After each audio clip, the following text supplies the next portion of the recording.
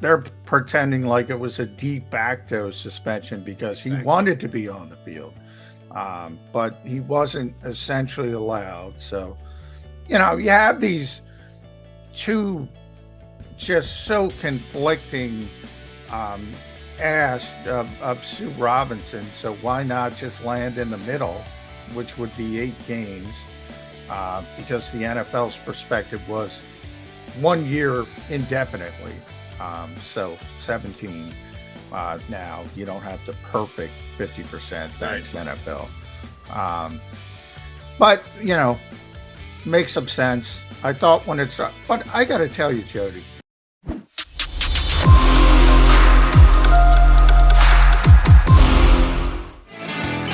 You got your Mega Mac guys here on Birds 365. We still got an hour left to play. Yeah, thanks for streaming on in. Go ahead, hit that like button. What do we need them to do, John? like, share, subscribe. Do your boys a favor and hit that like button to our improve our algorithm, whatever that means. Here on Birds 365. All right, John. Outside of Philadelphia, the Deshaun Watson disciplinary hearing, took place yesterday.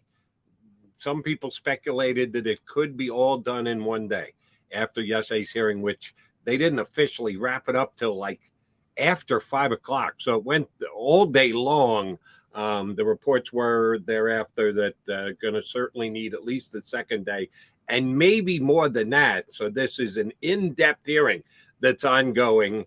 And there was some leaked information. Our buddy, Rob Motti, was the designated droppee who got information that the NFL may very well be willing, if the punishment is upwards of 8 games, be willing to not challenge the finding of the individual, Sue Robinson, the former judge, in this disciplinary hearing, that they would be willing to go along with that, accept something like that. They'd rather not have to come down with the hammer of, yeah, we appeal, which means it comes back to the commissioner, which means Roger Yeah, does whatever he yeah. wants. That they want to keep that from happening so that they would accept a punishment, if she puts it out there, of a minimum of 8 games. Some pretty good speculation thereafter that that's just the NFL's way to say, yeah, go ahead, put any punishment out there. We're going to appeal it anyway.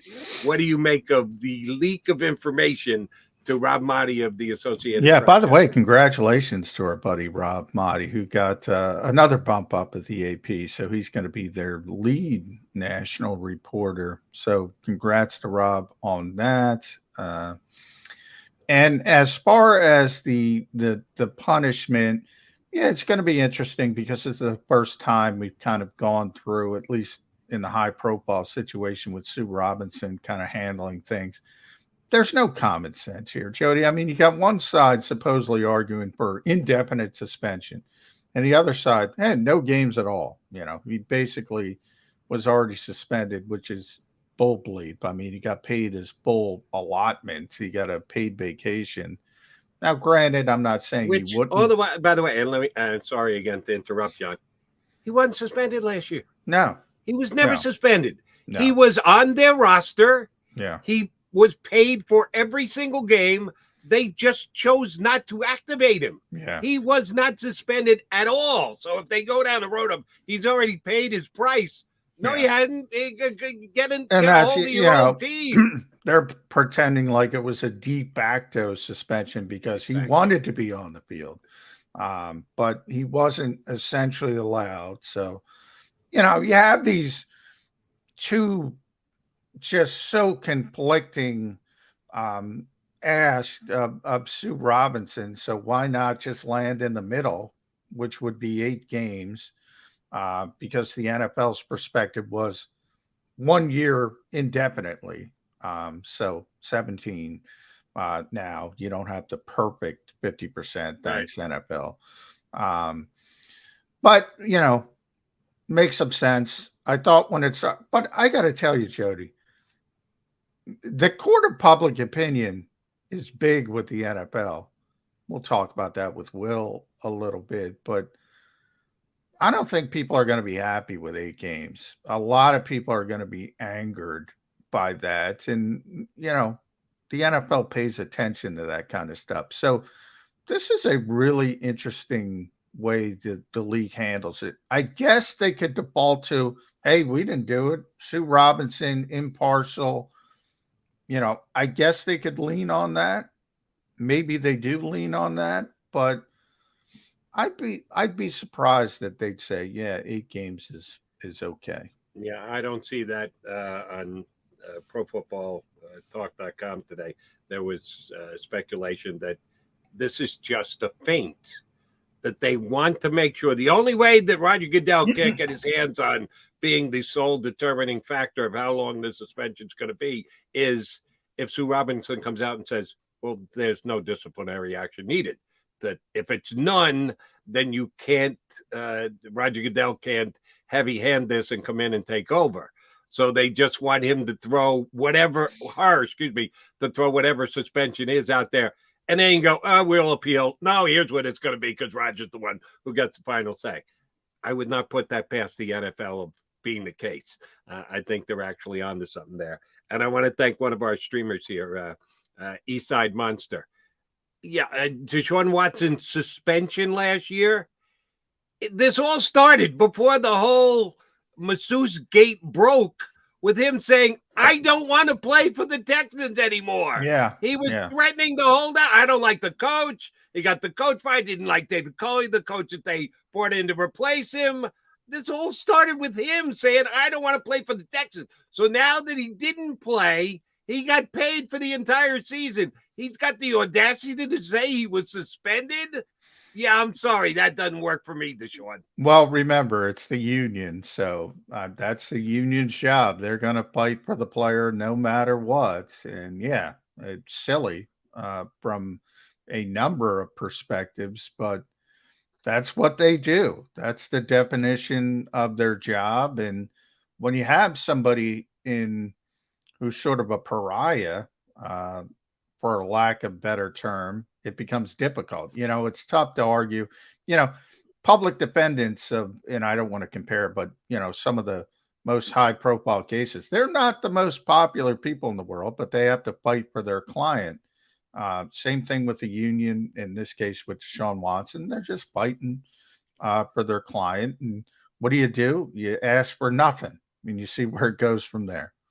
And I understand they've got a job to do, but I've got a job to do, and I got to laugh at your proposal. He was suspended last year. Yeah, right. All right. So he's going to miss time for the Browns. I think when push comes to shove, it's going to be an entire year. So the Browns are going to have to play 17 games this year, and somebody's got to be their quarterback. It's not going to be Deshaun Watson. We wrote this before. New information yesterday.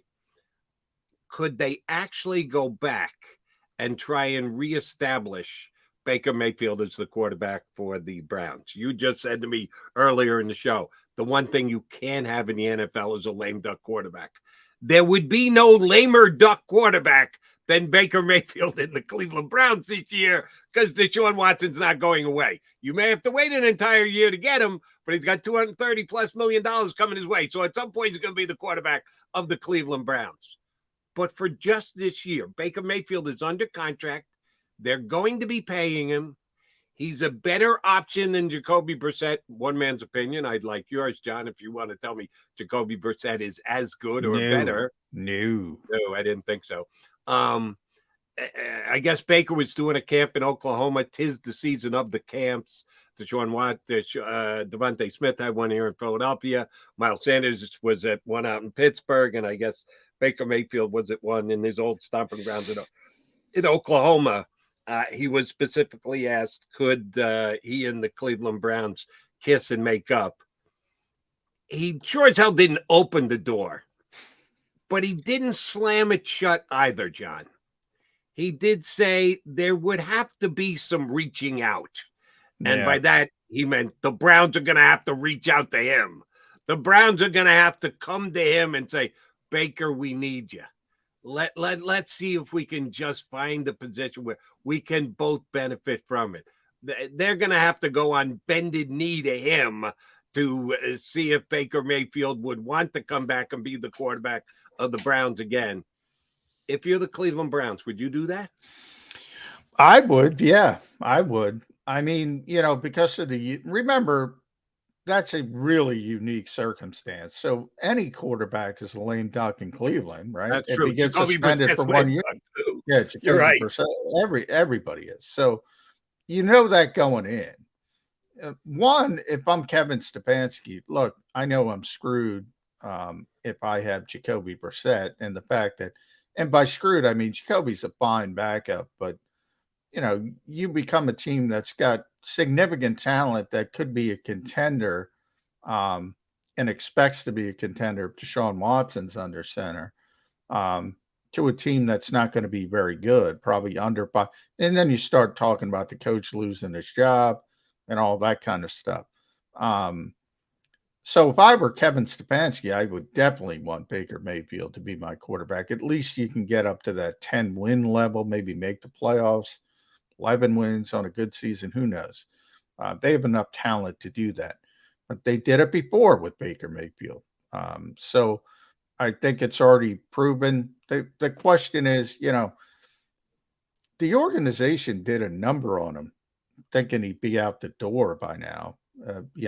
We need an adult in the room talk, Yeah, which I think is the funniest quote of all time, considering the adult they got in the room who's on Instagram looking for 66 massages. That's the adult you got in the room.